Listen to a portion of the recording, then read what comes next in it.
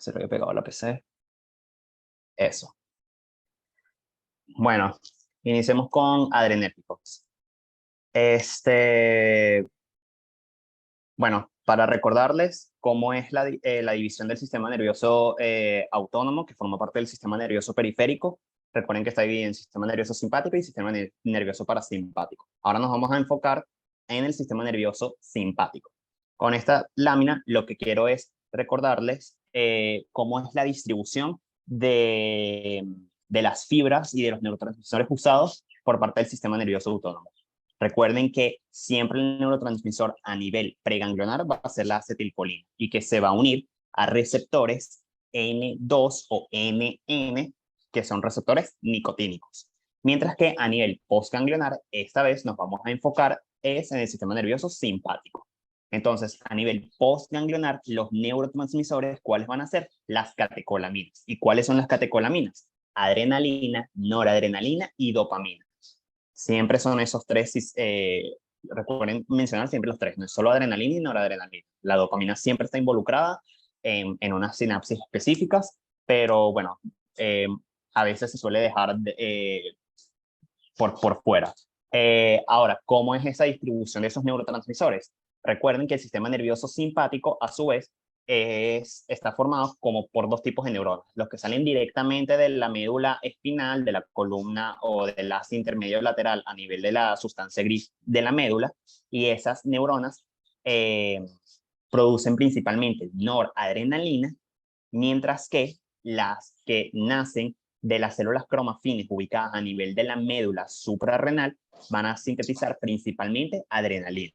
Entonces, siempre es como la regla del 80-20, la glándula suprarrenal produce 80% adrenalina, 20% noradrenalina, mientras que las que nacen directamente de la médula espinal es viceversa, principalmente noradrenalina antes que adrenalina.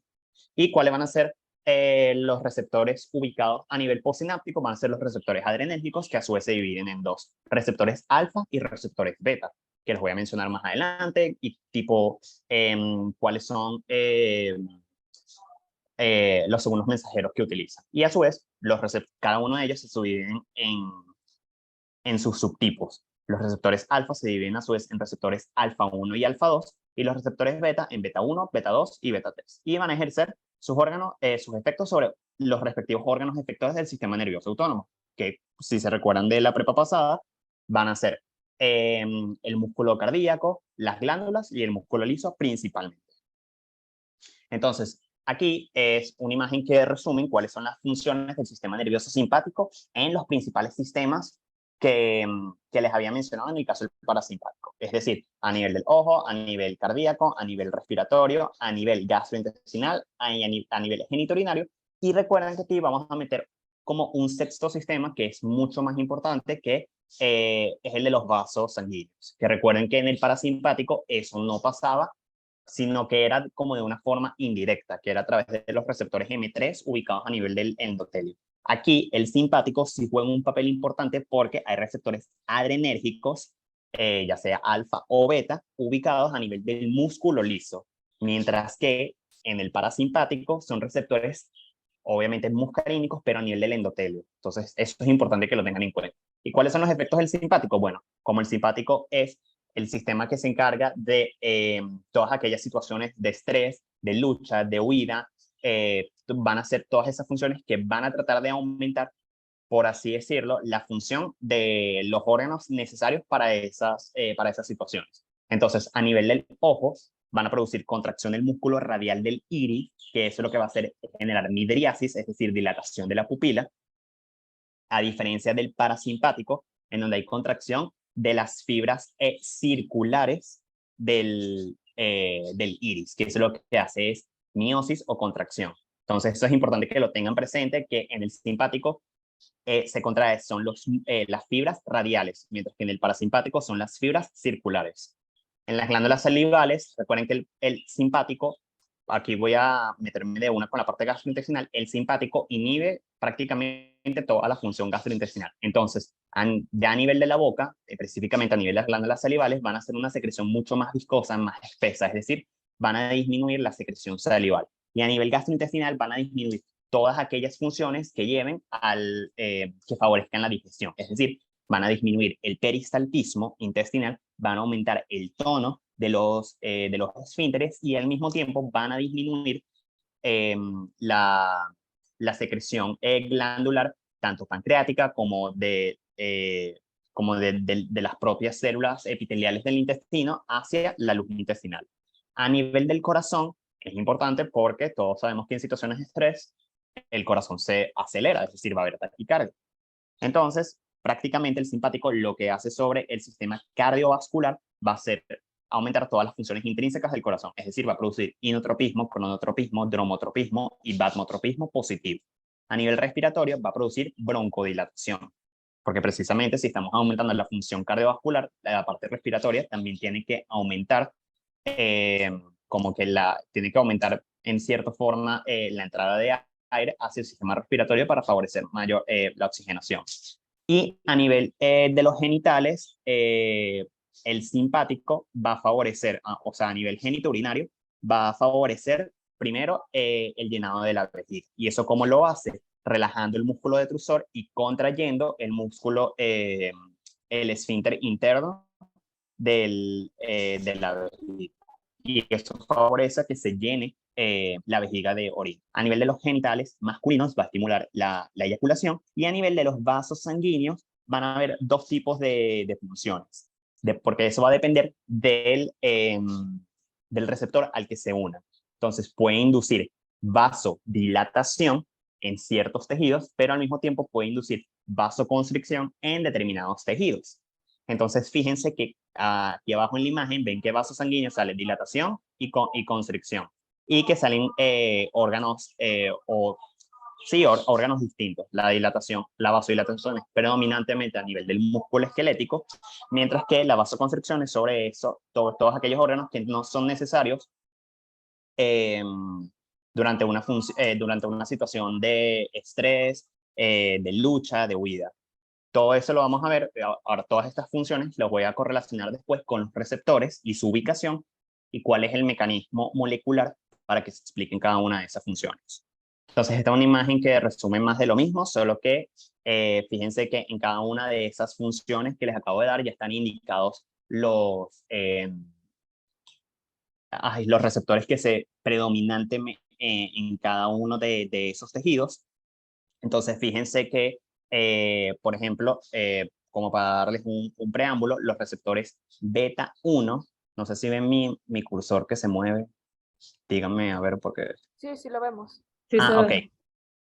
Ok, fíjense que los receptores beta 1, su principal ubicación, eso se lo tienen que llevar ya de una vez, es a nivel del corazón. Y esos son los receptores que predominantemente aumentan todas esas funciones intrínsecas del corazón, como les puedo decir, inotropismo, cronotropismo, dromotropismo y batmotropismo. Pero fíjense cómo, por ejemplo, a nivel de la piel, los receptores alfa 1 son los que predominan.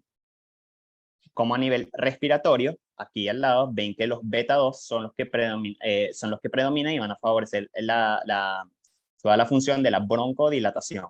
Los receptores beta 1 ubicados también a nivel renal, los receptores beta 2 también, como les había dicho, a nivel del músculo esquelético. Ahorita les voy a explicar un poco más la distribución y qué es lo que se tienen que llevar, pero para que vean cómo cada una de estas funciones se correlaciona con un receptor en específico. Aquí les puedo adelantar que, bueno, si les cuesta un poco aprenderse los receptores donde están ubicados, prácticamente se lo pueden llevar así.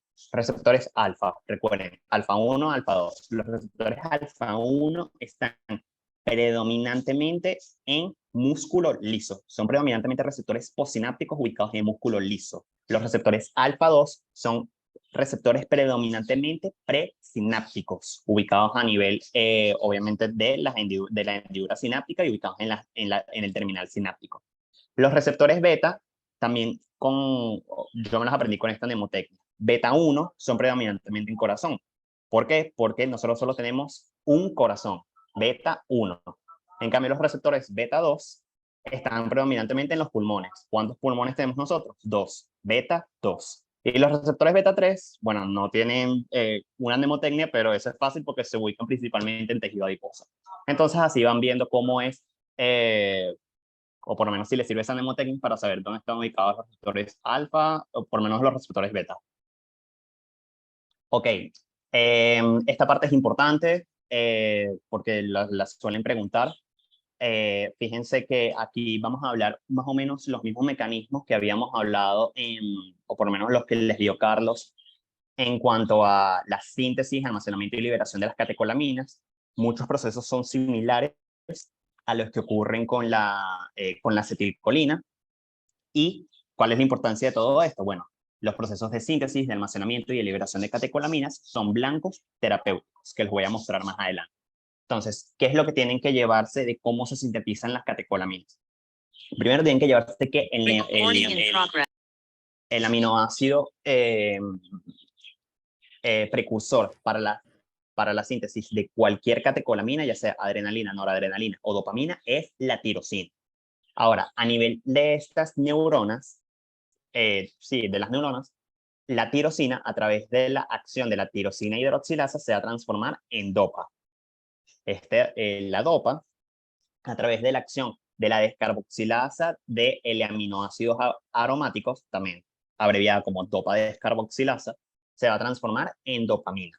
Y la dopamina lo voy a mostrar en una imagen un poco más adelante, pero justamente en ese punto en el que va a entrar a la vesícula presináptica, va a actuar la dopamina beta hidroxilasa y la va a transformar en noradrenalina. Ahora, esa noradrenalina ubicada en esa vesícula presináptica queda almacenada en ese punto y cuando la neurona recibe un potencial de acción, que eso va a permitir la despolarización de la neurona con la apertura de canales de calcio voltaje dependientes, la entrada de calcio o el aumento de las concentraciones de calcio en el terminal presináptico, van a llevar a la activación de todo ese sistema de SNARE, T-SNARE, que es lo que permite la unión de la vesícula presináptica con la membrana de la neurona postsináptica y se libera el neurotransmisor a la hendidura sináptica. Y una vez en la hendidura sináptica, va a actuar sobre el órgano efector y sus respectivos receptores, ya sean alfa o beta, y una vez que termine ese proceso, va a ocurrir el proceso de recaptación o degradación del neurotransmisor. Entonces, fíjense que es prácticamente lo mismo que sucede con la acetilcolina, pero esta vez con las catecolaminas. Entonces, este ejemplo que ven aquí es el ejemplo de cómo sería en el caso de las neuronas, sí, las neuronas preganglionares ubicadas a nivel del asta intermedio lateral de la sustancia gris de la médula espinal, que como les había dicho, ellas liberan principalmente noradrenalina, a diferencia de las células cromafines ubicadas en la médula adrenal que liberan principalmente adrenalina. Hasta ahí, si tienen alguna duda, me van diciendo. De aquí lo importante es el proceso, la tirosina, que es el aminoácido precursor, y la tirosina hidroxilasa es la enzima reguladora de todo este proceso. Porque vamos a ver más adelante que hay fármacos que bloquean a esa enzima y que se usan en situaciones muy específicas. Ahora, como les había dicho, el ejemplo anterior era el caso de las neuronas ubicadas a nivel del asta intermedio lateral de la médula espinal. Pero este caso que ven aquí en la imagen es lo que sucede en las células cromafines de la médula adrenal. Fíjense que sigue el mismo proceso, o sea, la tirosina se transforma en dopa a través de la tirosina hidroxilasa, la dopa a dopamina a través de la descarboxilasa de aminoácidos aromáticos o dopa descarboxilasa, también conocida con este nombre. La dopamina se transforma en noradrenalina, norepinefrina por la dopamina beta hidroxilasa, pero esto es importante, las células cromafines tienen una enzima adicional que se llama la feniletonolamina N-metiltransferasa, que es la que va a permitir el paso de noradrenalina a adrenalina. Entonces, fíjense cómo aquí, o sea, aquí justamente sale este apartado que es adrenales. Es decir, esta enzima solamente se encuentra en las células cromafines de la médula adrenal. Y es lo que permite esa diferencia entre que la médula adrenal libere 80% de adrenalina y 20% noradrenalina, porque tiene esa enzima adicional. yo creo que en un quiz en años pasados, no recuerdo, preguntaron como que los cofactores de alguna de estas enzimas. No estoy completamente seguro, porque yo recuerdo que cuando yo estaba estudiando esto en su momento me dijeron que, mira, tienes que aprenderte los cofactores porque los preguntan. Pero al final nunca me los preguntaron. Pero bueno, siempre importante que estén así. Que, o sea, que se lo sepan porque, ajá, no, no sé si se los puedan preguntar y bueno, siempre mejor estar prevenidos en esa parte. Entonces, el cofactor de la tirosina hidroxilasa es la tetrahidrobiopterina, de la dopa descarboxilasa es el fosfato de piridoxal, que recuerden que es la forma activa de la vitamina B6. El de la dopa betahidroxilasa es el ascorbato, que es la forma activa de la vitamina C o el ácido ascórbico. Y el de la feniletanolamina N-metiltransferasa es la S-adenosilmetionina. Entonces, bueno, importante que lo sepan allí. Y bueno, ven en esta imagen, es como un resumen de lo que sucede en esa neurona, sí, en la neurona preganglionar. En este caso, fíjense que lo que se está liberando es noradrenalina, entonces sería una neurona preganglionar a nivel de la médula espinal. Tirosina, por la tirosina hidroxilasa, ese paso es fundamental porque es la enzima limitante del proceso. Lo suelen preguntar en completación.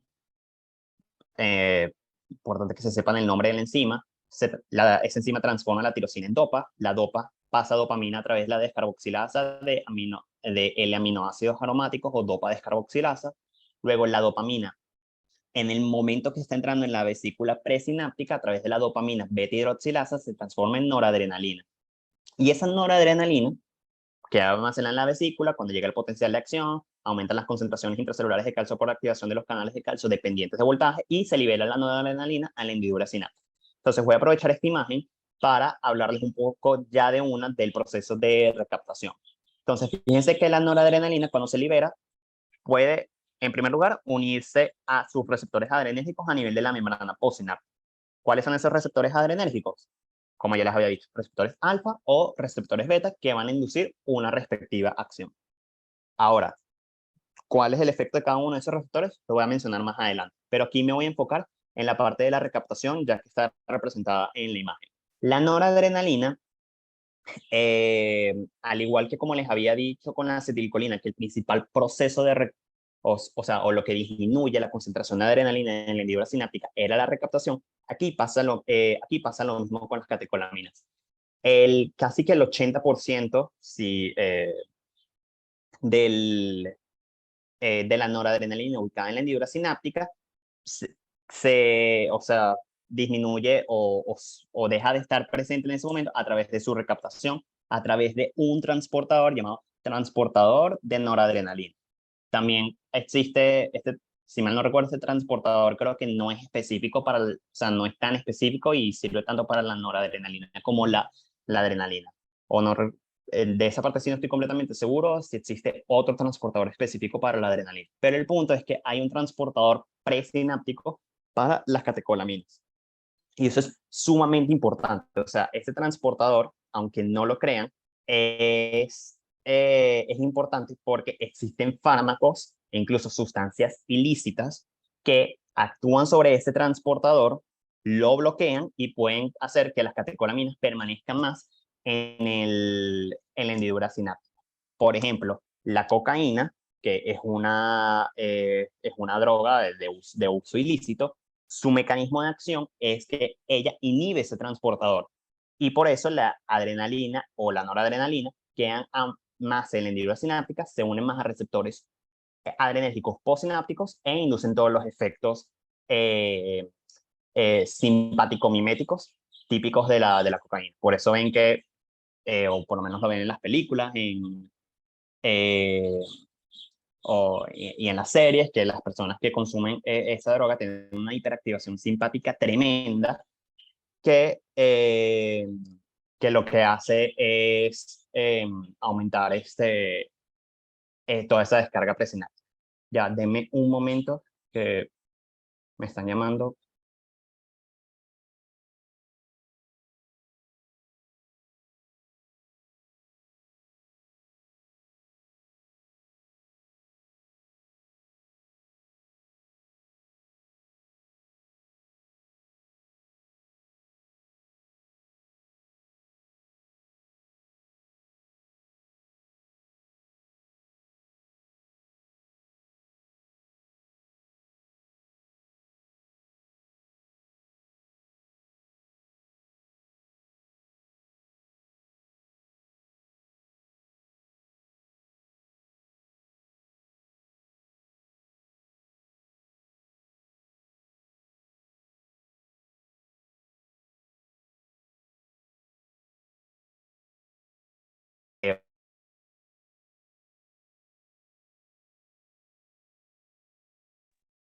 Ok, listo. Disculpen. Bueno, les había mencionado, vi ahí en el chat que Charles puso lo de la afinidad del NET. Estaba ahí un poco confundido, pero ajá. El NET tiene mayor afinidad por la noradrenalina que la adrenalina. Pero también es importante que se lleven estos receptores presinápticos que están aquí. Como les había dicho, los receptores alfa 2 están José, ubicados a nivel disculpa, presináptico. una pregunta. Sí, dime, ¿Ese ¿quién? transportador NET es bidireccional Ujú. o va en un solo sentido? No, es solo un solo sentido, solamente va hacia la neurona presináptica, Vale, vale, gracias. como ves ahí en la imagen. Eso, de nada. Fíjense que, por ejemplo, a nivel presináptico están los receptores alfa 2. Si ya han estudiado, saben que los receptores alfa 2 se encuentran acoplados a proteínas G inhibitorias. Entonces, la proteína G inhibitoria, al activarse, ¿qué va a activar? O sea, lo que va a generar es una disminución de la AMP cíclico intracelular. Al disminuir el AMP cíclico intracelular en la neurona presináptica, va a disminuir ese segundo mensajero y va a haber menos liberación o menos fusión de esas vesículas presinápticas sobre la neurona, sobre la membrana de la neurona, y va a haber menor disminución de la noradrenalina. Pero también existen otros mecanismos como de regulación o de disminución de la entrada eh, o de la disminución de la catecolamina sobre la hendidura, sobre el espacio sináptico, que es a través de este transportador que se le llama como recaptación de tipo 2. No recuerdo si este transportador tiene un nombre, pero bueno, este primer transportador o este primer mecanismo del NET se llama como recaptación de tipo 1, y el que está ubicado a nivel de la neurona postsináptica se llama recaptación de tipo 2. Lo importante de esta recaptación de tipo 2 es que una vez que entra el neurotransmisor, como ven en esta imagen, hay una enzima que se llama la catecol o metiltransferasa, o la COMT, que se encarga de degradar a las catecolaminas y producir unos submetabolitos. Entonces, lo que quiero que se lleven de aquí es que el principal mecanismo de reducción de las catecolaminas a nivel de la hendidura sináptica es la recaptación. ¿Y cuál es de la recaptación? ¿Qué es lo más importante? El transportador NET. Existen otros mecanismos, como es a través de la unión de receptores alfa 2 y a través de la recaptación de tipo 2 a nivel de la neurona postsináptica. Aquí sale representado los receptores beta 2, pero no se los menciono todavía, porque si bien los receptores alfa 2 disminuyen la liberación de noradrenalina, es decir, inducen retroalimentación negativa, los receptores beta 2 a nivel presináptico ejercen un efecto distinto. Van a inducir retroalimentación positiva, pero no quiero que se lleven eso ahorita. Eso lo menciono más adelante. Ok, lo que les había dicho, o sea, esta es la misma representación. Lo que quiero que se lleven es que lo importante de todo esto es que se sepan los precursores, sí, reguladora del proceso, cuál es el principal mecanismo de recaptación, y los receptores, cuáles son sus ubicaciones a nivel postsináptico y a nivel presináptico. A nivel postsináptico tienes todos, principalmente receptores alfa 1, beta 1 y beta 2. A nivel presináptico, receptores alfa 2 y beta 2. Y fíjense lo que les había dicho aquí, como cada uno de estos, hay otra imagen un poco más bonita adelante, pero fíjense cómo cada uno de estos pasos puede ser eh, inhibido por ciertos fármacos. Entonces, les había dicho que la tirosina hidroxilasa es importante porque existen fármacos como es aquí sale metiltirosina, pero el nombre completo en verdad es alfa-metiltirosina, que inhibe esa enzima. Y es uno de los antiadrenérgicos, a pesar de que ahorita les voy a dar es adrenérgicos, pero para que se lo vayan llevando de una vez, es uno de los antiadrenérgicos más potentes que existe. O sea, eso casi que suprime el sistema nervioso simpático porque no está sintetizado, o sea, ni eres enzima, no sintetizas ni noradrenalina, ni adrenalina, ni dopamina. O sea, el proceso queda estancado por allá arriba y bueno, es súper potente ese fármaco. Fíjense que también, como les había dicho, la tirosina, como es el aminoácido, eh, sí, es el aminoácido Precursor. precursor de todo este proceso, cuando se transforma en dopa y después en dopa a dopamina, existen fármacos que bloquean la entrada de esa dopamina y por ende su conversión después a noradrenalina en la vesícula presináptica, que es la reserpina. Que si hacemos la analogía, la reserpina es como el besamicol en las sinapsis colinérgicas, si mal no me equivoco. Fíjense como aquí la cocaína, que si bien es una sustancia de uso ilícito, pero es importante que lo sepan, inhibe el transportador NET y eso aumenta la disponibilidad de noradrenalina a nivel de la hendidura sináptica. Entonces, fíjense como aquí les pongo en rojo, recaptación más del 80%. O sea, es el principal mecanismo de eliminación de las catecolaminas a nivel de la hendidura sináptica. ¿Y cuál es el de esa recaptación? El mecanismo más importante a través del transportador NET, que es la recaptación de tipo 1 a nivel presináptico. Eso se lo tienen que llevar siempre. Fíjense cómo los otros mecanismos a través de la monoaminoxidasa y la catecol o metiltransferasa juegan un papel menos importante.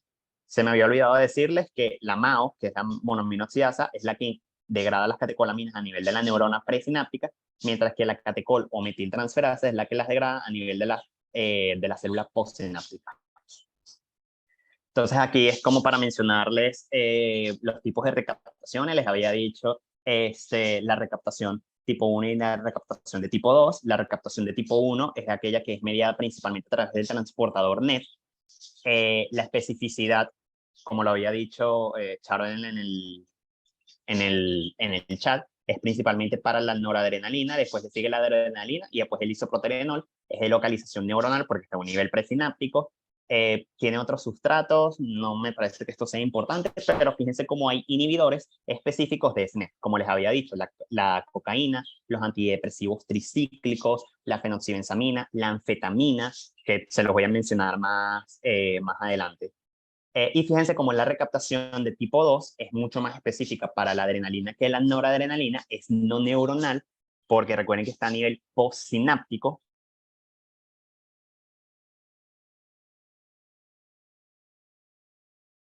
El endotelio, las glándulas, entre otros. Y sus inhibidores tiene, por ejemplo, las hormonas esteroideas, la fenoxibenzamina, la normetanefrina, etc. Esto es para mencionarles, ven aquí a la derecha, neurona adrenérgica en la médula suprarrenal, lo que ya les había dicho, ellas tienen una enzima, las células cromafinas tienen una enzima extra, que es la feniletanolamina N-metiltransferasa, que recuerden que usa como cosustrato o como coenzima la S-adenosilmetiosina, que es la que todo eso es lo que va a permitir la transformación en noradrenalina, adrenalina, pero aquí es para mencionarles que las neuronas dopaminérgicas, que están ubicadas principalmente a nivel del sistema nervioso, ellas no contienen dopamina beta-hidroxilasa, que es aquí neurona sin DBBH, que recuerden que esa es la enzima que permiten la conversión de dopamina a noradrenalina. Luego, por ende, al no tener esa enzima, no convierte en dopamina en noradrenalina y es lo que va a permitir que el neurotransmisor principalmente liberado sea la dopamina. Eso es lo más importante que tienen que llevarse. E igual, cuando la dopamina se libera en la neurona, a la hendidura sináptica, actúa sobre receptores dopaminérgicos, que pueden ser receptores dopaminérgicos de tipo 1 o de tipo 2, y su principal mecanismo de eliminación es a través de la recaptación, a través de transportadores presinápticos que igual pueden ser inhibidos por ciertas sustancias, ya sean fármacos o drogas de uso ilícito. Ahora, el metabolismo de las catecolaminas. Como les había dicho, las catecolaminas, una vez que se recaptan, ya sea a nivel presináptico o postsináptico, ellas pueden ser sustrato de dos tipos de enzimas, que son la monoaminoxidasa, principalmente a nivel presináptico, o la catecol o metiltransferasa, que es la COM, a nivel postsináptico. Ahora, si tienen que aprenderse todo este esquema, no se lo tienen que saber. Lo que quiero que se lleven es que este metabolismo de las catecolaminas va a producir metabolitos que son de importancia clínica. ¿Cuáles son esos metabolitos de importancia clínica? La metaadrenalina, la normetadrenalina y el ácido vanil-mandélico o el ácido homovanílico. Estos 4 que salen aquí abajo. No tienen que aprenderse estos aquí del medio, ni qué enzima actúa sobre otra. Lo importante que se lleven es que esas dos enzimas son las que van a producir cualquiera de estos 4 metabolitos. ¿Y cuál es la importancia de ellos? porque hay patologías, principalmente el feocromocitoma o el neuroblastoma, que son neoplasias endocrinas, por ejemplo, el feocromocitoma, que es donde hay una, si es una neoplasia de las células cromafines, entonces hay una hiperproducción de catecolaminas, principalmente adrenalina, que es lo que lleva a la hiperdescarga, a la hiperdescarga simpática. Y bueno, tú puedes medir esos niveles de orina, o sea, los niveles de esos, de esos metabolitos, ya sea en sangre o en orina, y en base a los valores de referencia, determinar como que, bueno, este paciente, basado en la clínica, en los estudios de imagen y en los análisis bioquímicos, puede tener alguna de estas dos neoplasias. Entonces, específicamente, para el neuroblastoma se piden los niveles de ácido homovanílico, y para el feocromocitoma puedes pedir niveles de metadrenalina, normetadrenalina o de ácido vanil-mandélico, ya sea en orina o incluso en plasma. Esta es una imagen que resumen todo lo que les había dicho, cómo es todo el proceso de síntesis, importante que se lo sepan, y cuáles son los blancos terapéuticos. Y aquí, ¿qué es lo que quiero que se lleven? El blanco terapéutico de la tirosina hidroxilasa, que recuerden que es la enzima reguladora, es la alfa-metiltirosina, y es un fuerte, o sea, es un fuerte antiadrenérgico. Y si les piden explicar el mecanismo, tienen que explicar el por qué. Y el por qué principal es porque al inhibir la enzima reguladora de la síntesis de catecolaminas, no va a haber producción de ningún tipo de ellas, o sea, ni de noradrenalina, ni adrenalina, ni de dopamina. Entonces, no va a haber presencia de esos neurotransmisores a nivel de la hendidura sináptica, no va a haber activación de receptores adrenérgicos y por ende disminuye el tono simpático. A nivel de la recaptación de tipo 1, bueno, tienes fármacos como los antidepresivos tricíclicos, pero también drogas de uso ilícito, como la cocaína o la anfetamina. A nivel de y a nivel, bueno, esos son los principales que se tienen que llevar. Y bueno, los inhibidores que sí, de la MAO, que son, que sí, el entacapone, que no sé si ya vieron la clase de enfermedades neurodegenerativas, que sí, Parkinson y eso, pero bueno, es uno de los sustratos, es una de las enzimas que se utiliza como para aumentar la disponibilidad eh, o para disminuir los niveles, la clínica del Parkinson. Tienes la reserpina, que recuerda que es la que evita la conversión o la entrada de la dopamina, o fíjense, o sea, el mecanismo no está muy bien claro, pues, pero el punto es que evita que la catecolamina entre a la vesícula presináptica y ya sea liberada la hendidura sináptica. Bueno, aquí es más de lo mismo. Lo que les he dicho, lo más importante es la alfa-metiltirosina, la reserpina, los que inhiben la NET, y bueno, aquí ya a nivel postsináptico, que ya esos son los antiadrenérgicos, que no los voy a mencionar todavía porque eso ya es para la siguiente prepa.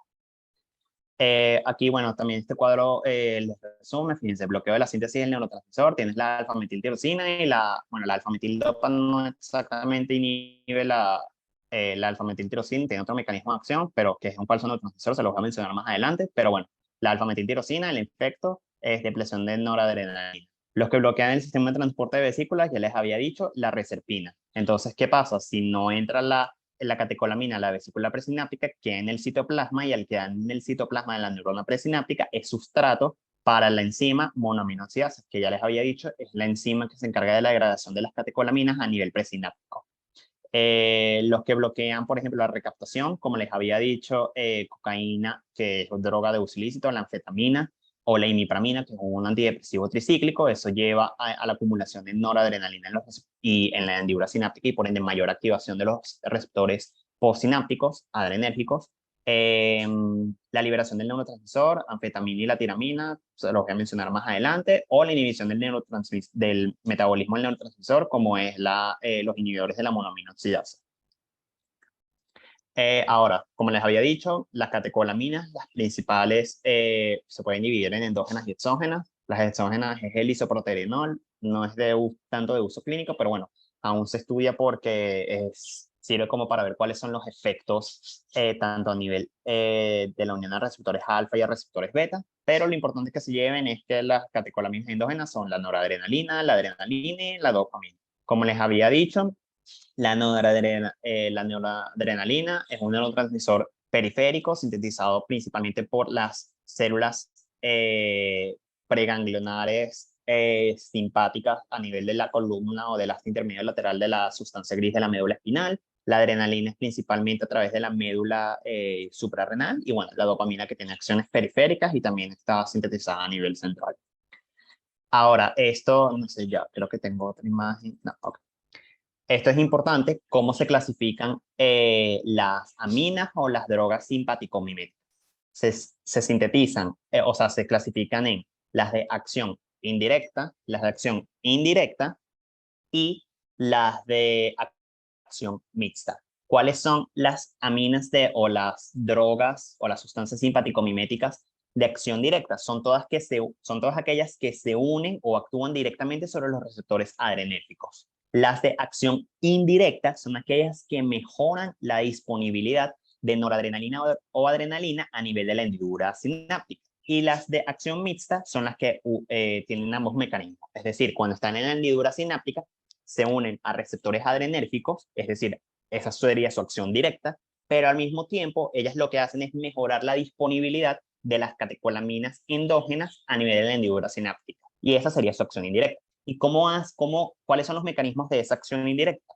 Ya sea incrementando la liberación del neurotransmisor, bloqueando su recaptación o bloqueando las enzimas que participan en el metabolismo de las catecolaminas.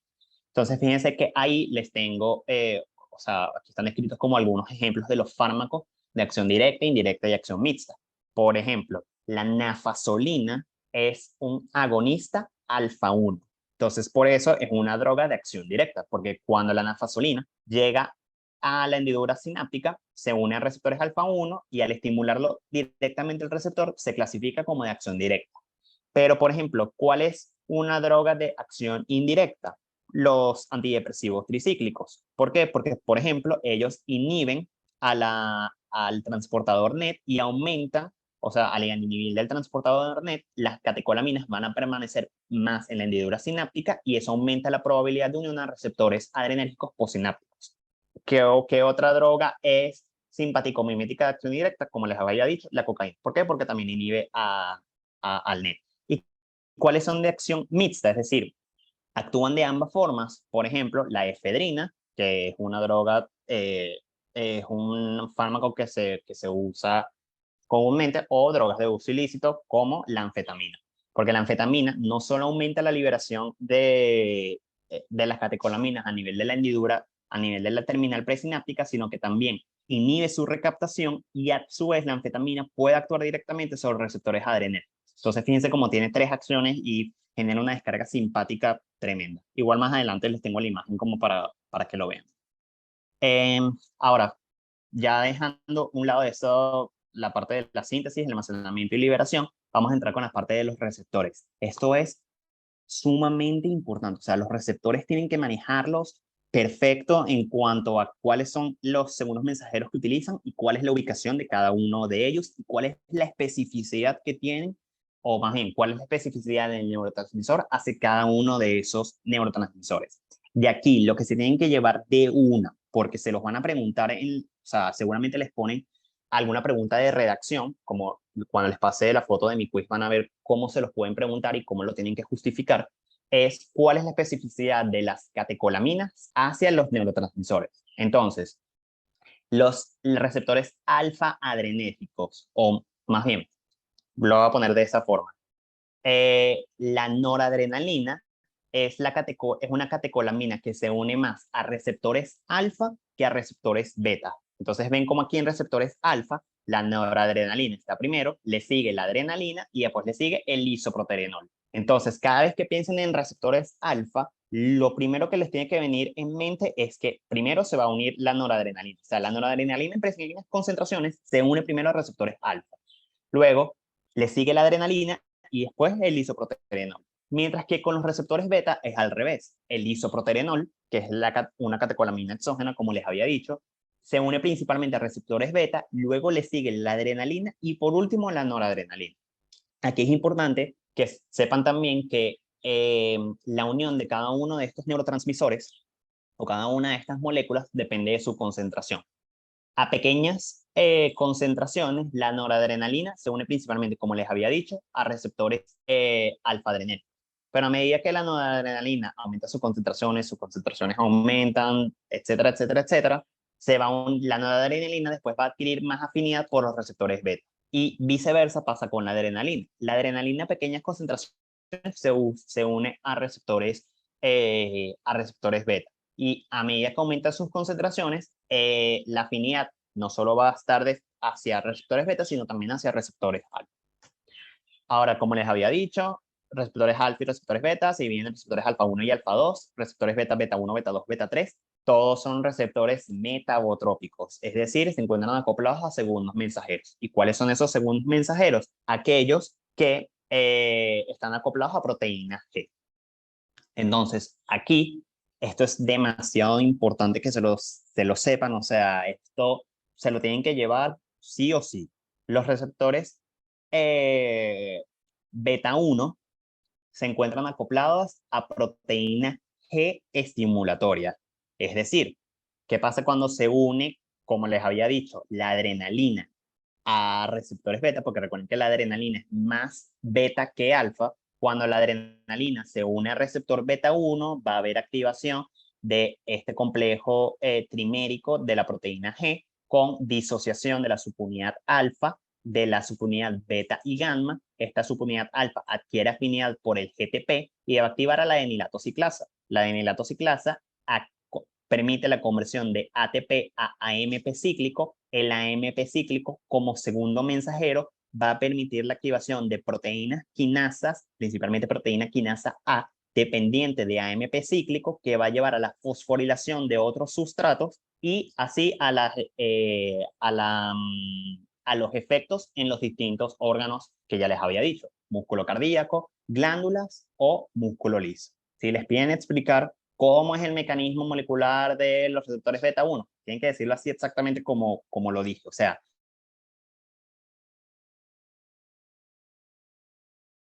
receptores alfa 1 también son receptores metabotrópicos, pero los receptores alfa 1 se encuentran acoplados a proteínas GQ. Es decir, cuando la noradrenalina, porque recuerden que es más receptor alfa que receptor beta, no quiere decir que a los receptores alfa no se puede unir la adrenalina. Eso también puede pasar. Y viceversa con los receptores beta. A los receptores beta también se puede unir la noradrenalina. Pero ahorita, como para fines académicos, me voy a enfocar en lo que quiero que se lleven. Cuando la noradrenalina se une a receptores alfa, se va a permitir la activación de este complejo trimérico con disociación de la subunidad alfa de la subunidad beta y gamma. La subunidad alfa adquiere afinidad por el GTP y esto va a permitir la activación de la fosfolipasa C. La fosfolipasa C se va a encargar de degradar a los fosfolípidos de la membrana, principalmente el PIP2, y va a formar dos segundos mensajeros, que van a ser el IP3 y el diacilglicerol, que ven aquí, el diacilglicerol e IP3. ¿Qué va a hacer el IP3? El IP3 va a aumentar la liberación de calcio contenido a nivel del retículo endoplasmático. Mientras que el diacilglicerol va a permitir la activación de las proteínas quinasa C. Y ambos efectos, tanto el IP3 como el diacilglicerol, van a actuar como segundos mensajeros para la activación de proteínas quinasas que van a llevar a la fosforilación de sustratos y la acción sobre los otros sustratos a nivel de las células de los órganos efectores, que ya les había dicho: músculo cardíaco, músculo liso y las glándulas. Aquí otra imagen que, bueno, es un poco más gráfica. No me voy a detener en esta, quiero detenerme en esta porque aquí lo pueden ver todo. O sea, con esta imagen ustedes repasan tanto receptores adrenérgicos como receptores muscarínicos. Entonces, fíjense cómo receptores beta 1, beta 2 y beta 3 se encuentran acoplados a proteínas estimulatorias. Eso que permite la activación de la adenilatociclasa. Al haber activación de la adenilatociclasa, va a haber aumento de la AMP cíclico. Al haber aumento de la AMP cíclico, va a haber activación de proteínas quinasas dependientes de AMP cíclico que van a llevar a la fosforilación de otros sustratos. Receptores alfa 1 y se encuentra acoplado principalmente a proteína GQ, que eso lleva a la activación de fosfolipasa C. La fosfolipasa C aumenta la producción de dos segundos mensajeros, diacilglicerol e IP3. Diacilglicerol activa proteína quinasa C. IP3 aumenta las liberaciones de el calcio intracelular por aumento de la liberación del calcio a nivel del retículo endoplasmático. Ese aumento de calcio, eso me faltó decirlo, lleva a la formación de un complejo calcio-calmodulina que activa a otras proteínas quinasas, y estas proteínas quinasas en conjunto con la proteína quinasa C activada por el diacilglicerol lleva a los efectos intracelulares. Ahora, no les había dicho, pero el receptor alfa 2 es el único receptor adrenérgico que se encuentra acoplado a proteína G inhibitoria. ¿Y qué hace la proteína G inhibitoria? Disminuye la activación de la adenilatociclasa. Al haber menos actividad de la adenilatociclasa, va a haber menor producción de AMP cíclico, por ende, menor activación de proteínas quinasas y por ende, menor fosforilación de sustratos y menor efecto a nivel intracelular. Esta imagen, como les había dicho, es súper importante. Tienen que saber explicar bien cuáles son los mecanismos de cada uno de estos receptores, así, o sea, específico como se los dije, con la disociación de la subunidad alfa, que adquiere afinidad por el GTP, activación de la adenilatociclasa o activación de la fosfolipasa C, así todo específico como se los dije, porque les digo, lo preguntan generalmente en esas preguntas de redacción, y bueno, todo esto se correlaciona, ya van a ver con los efectos a nivel de los distintos, sí, de los distintos órganos. Ahora, aquí, bueno, van a ver que todas las siguientes láminas son como cuáles son los efectos de cada uno de los receptores y su ubicación a nivel de los distintos tejidos, y les voy a explicar tipo, cómo se correlaciona eso con el mecanismo molecular que tiene. Entonces, los receptores alfa 1, como les había dicho al principio, se encuentran principalmente a nivel postsináptico y específicamente en el músculo liso de los vasos sanguíneos e inducen vasoconstricción. Ahora, ¿cómo es ese mecanismo de vasoconstricción? Recuerden que el músculo liso, o sea, el músculo en general, para contraerse necesita de calcio. Y si se recuerdan lo que les acabo de decir, ¿qué hacen los receptores alfa 1? Al estar acoplados a proteínas GQ, aumentan al final, al activarse la fosfolipasa C, aumento del IP3 y de la proteína quinasa C, van a aumentar las concentraciones de calcio. Y al aumentar las concentraciones de calcio a nivel del músculo liso, que va a haber contracción. Y eso es lo que explica la vasoconstricción. Pero el músculo liso también se encuentra a nivel de los bronquios. Entonces, cuando se une a receptores, cuando ocurre la activación de receptores alfa 1 a nivel de los bronquios, hay broncoconstricción por ese mismo mecanismo. Sin embargo, también como les había dicho al principio, los receptores alfa 1 no son tan importantes a nivel respiratorio, sino que lo son los receptores beta 2. Bien, ahora, si lo correlacionamos con los receptores beta, les había dicho que los receptores beta 2 se encuentran principalmente a nivel respiratorio, pero también a nivel del músculo liso. Entonces, cuando ocurre la activación de estos receptores beta 2, ¿qué va a haber al final? Aumento del AMP cíclico. El AMP cíclico lleva a la activación de proteína quinasa A, que lleva esa proteína quinasa A, lo que hace específicamente es fosforilar a las cadenas ligeras de miosina. Cuando las cadenas ligeras de miosina se fosforilan, hay un menor acoplamiento entre las cadenas de actina y miosina, y eso hace que haya menor contracción. Al haber menor contracción o menor acoplamiento entre esas cadenas, ¿qué va a haber? Relajación. Y si eso lo trasladamos a nivel del vaso sanguíneo, va a haber vasodilatación. Si eso lo trasladamos a nivel del músculo liso bronquial, va a haber broncodilatación.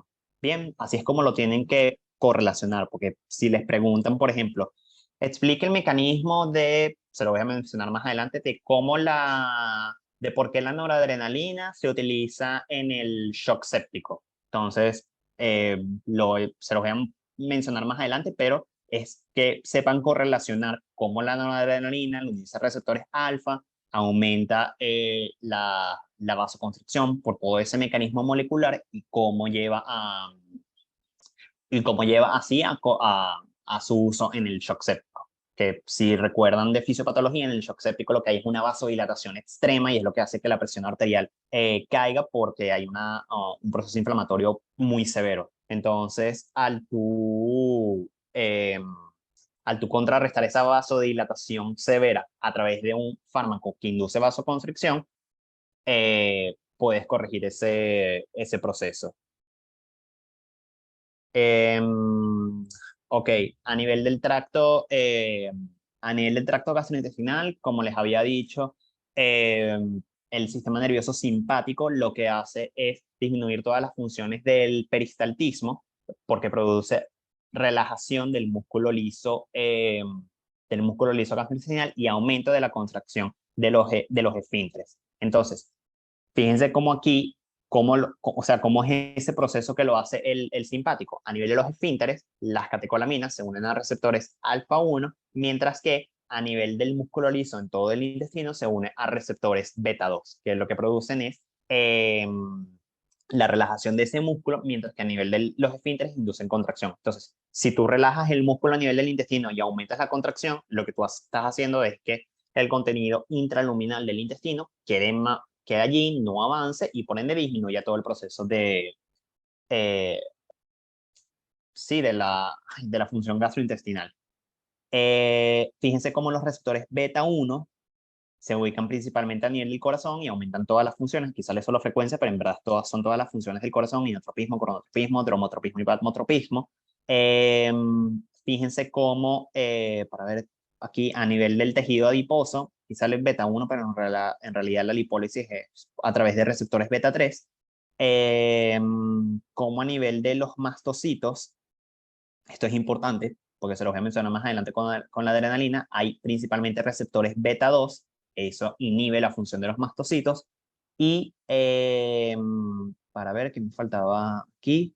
Bueno, y fíjense como aquí a nivel del músculo detrusor como del detrusor y el esfínter, del esfínter interno de la vejiga, fíjense cómo el simpático produce,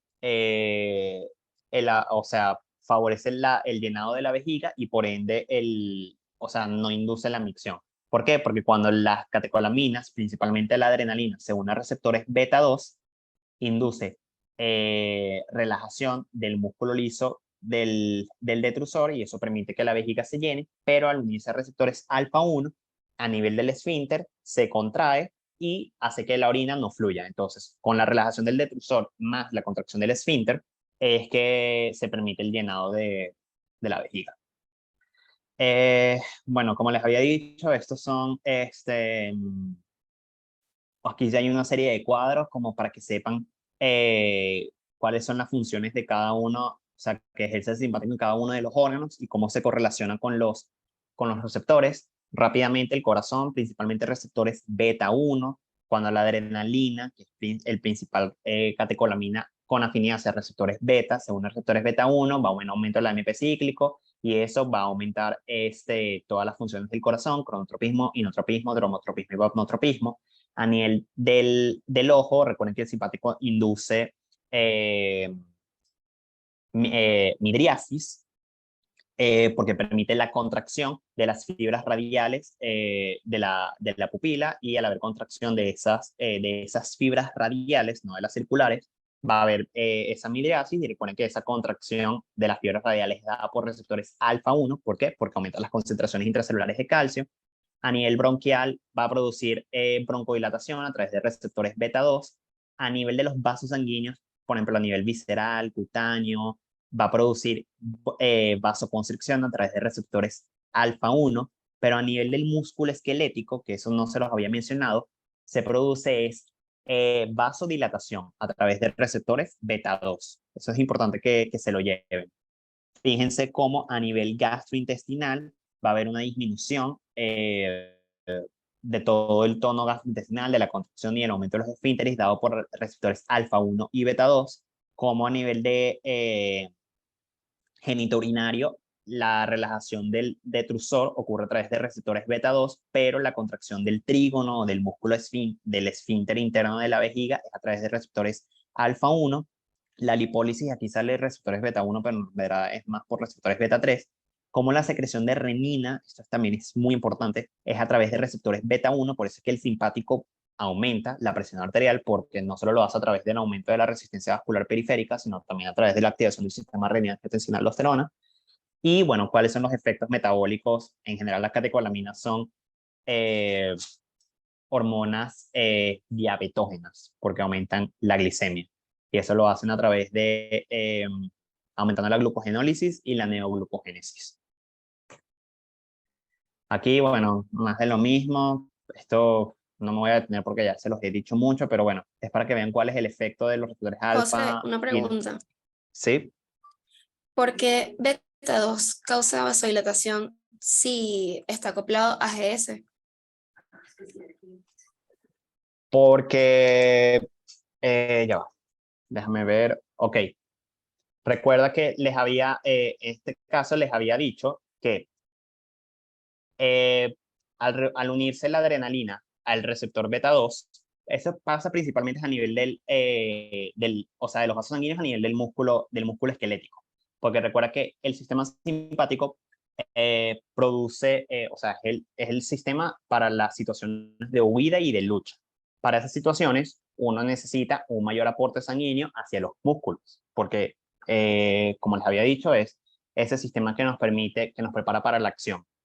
Entonces, ¿cómo tú aumentas el aporte sanguíneo hacia los músculos? A través de la vasodilatación. ¿Y cómo ocurre esa vasodilatación? Al unirse la adrenalina a receptores beta 2, va a haber activación de la proteína GS, disociación de la subunidad alfa, que adquiere mayor afinidad por el GTP, aumento de la actividad de la adenilato ciclasa, aumenta la producción de AMP cíclico. El AMP cíclico lleva la activación de proteínas quinasas, proteína quinasa A, que lleva la fosforilación de las cadenas ligeras de miocina. Eso disminuye el acoplamiento miocina-actina y eso es lo que permite la relajación. No sé si me explico. Dale. Gracias. Ok, chévere.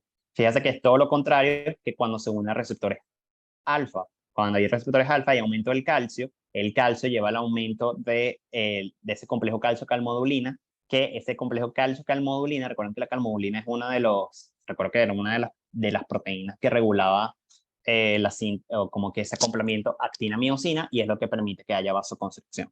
Pero es eso, la función de vasodilatación y vasoconstricción es dependiendo de dónde, o sea, de dónde se una el receptor. La función va a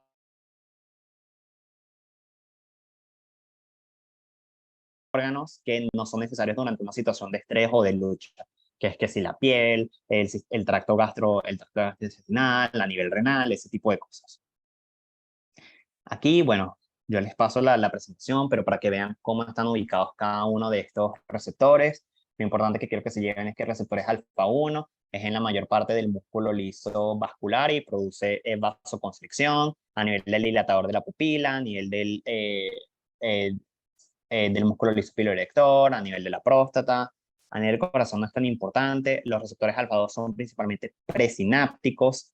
Los receptores beta 1 principalmente a nivel del corazón y en las células juxtaglomerulares, que es lo que aumenta la liberación de renina. Receptores beta 2 a nivel del músculo liso respiratorio, uterino y y vascular, pero a nivel del músculo esquelético, como ven aquí. A nivel de la vejiga, aquí sale que beta 3, esto no está en verdad, y bueno, los receptores de dopamina que no son tan importantes. Entonces, se los tienen que saber porque, bueno, no sé si se los vayan a preguntar, pero a nosotros nunca nos los preguntaron.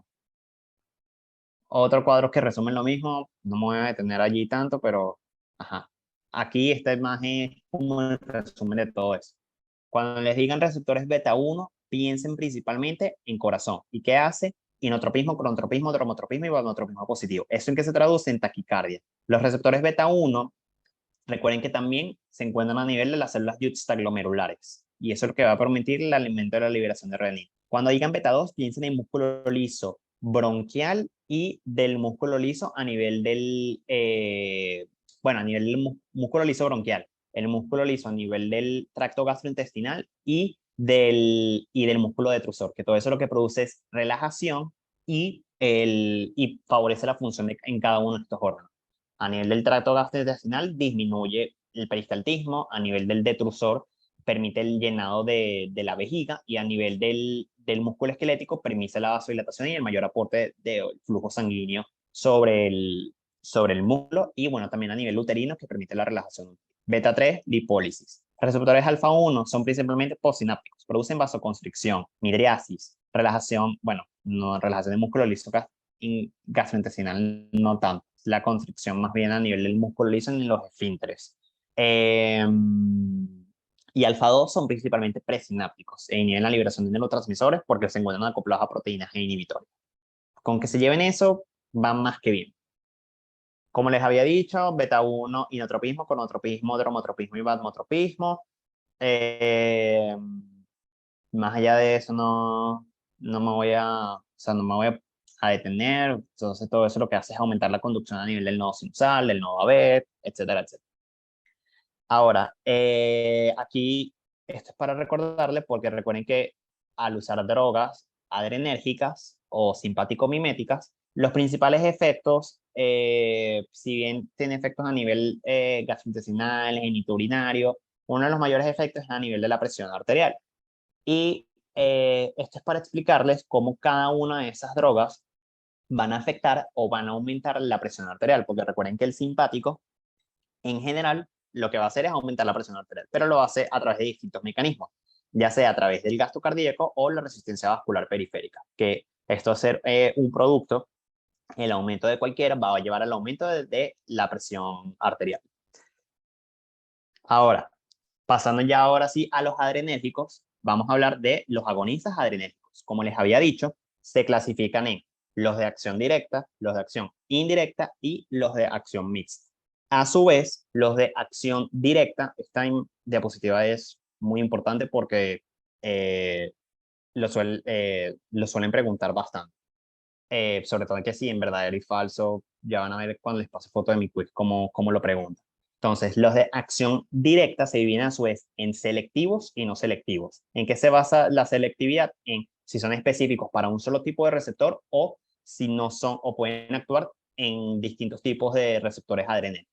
Entonces, en selectivos, alfa 1 tienes, por ejemplo, la fenilefrina, alfa 2, clonidina, beta 1, dobutamina, beta 2, por ejemplo, tienes terbutalina, salbutamol, formoterol, salmeterol, todos esos fármacos que terminan bueno, no en ol porque también tienen los antiadrenérgicos, pero los que se usan principalmente a nivel respiratorio, terbutalina, salbutamol, formoterol, salmeterol, etc. Beta 1, principalmente la dobutamina, eso se lo tienen que llevar. O sea, si a ustedes le dicen, les ponen en completación, agonista, mencione un agonista beta 1, dobutamina. O sea, eso no lo tienen ni que dudar. Porque si bien también la adrenalina es un agonista beta 1, no es tan selectivo. Pero si les preguntan, agonista beta 1, selectivo, tienen que decir dobutamina. Agonista alfa 2 selectivo, clonidina. Alfa 1, pueden decir, por ejemplo, fenilefrina, nafasolina, etc. Los no selectivos tienes, por ejemplo, la oximetazolina, porque actúa sobre receptores alfa 1 y alfa 2. El isoproterenol, como les había dicho, es principalmente un receptor, un agonista beta, entonces usa unos receptores beta 1 y beta 2. Y las catecolaminas endógenas, noradrenalina y adrenalina, que se unen tanto a alfa como beta, pero fíjense cómo la